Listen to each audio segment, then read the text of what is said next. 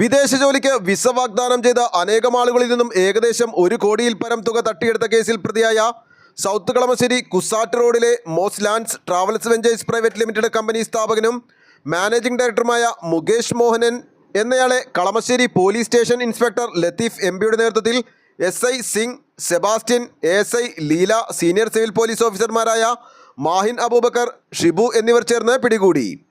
Ireland, Australia, UK, USA എന്നീ രാജ്യങ്ങളിലേക്ക് job visa തരപ്പെടുത്തി കൊടുക്കാമെന്ന് പറഞ്ഞ് 4 ലക്ഷം മുതൽ 2 ലക്ഷം രൂപ വരെ ഉദ്യോഗാർത്ഥികളിൽ നിന്നും 2 വർഷം മുമ്പ് വരെ കൈപ്പറ്റിയിട്ട വിസയോ കൈപ്പറ്റിയ തുകയോ തിരിച്ചു നൽകാതെ ഉദ്യോഗാർത്ഥികളെ ചതിക്കുകയായിരുന്നു. പ്രതിക്ക് തമിഴ്നാട്ടിലും സമാന രീതിയിലുള്ള ഓഫീസുള്ളതായിട്ടും ഇത്തരത്തിൽ 100-ന് മുകളിൽ ആളുകളെ ചതിച്ചിട്ടുള്ളതായും അറിയാൻ കഴിഞ്ഞിട്ടുണ്ട്. ഇയാൾക്കെതിരെ വിവിധ സ്റ്റേഷനുകളിലായി 7ഓളം കേസുകൾ നിലവിലുണ്ട്.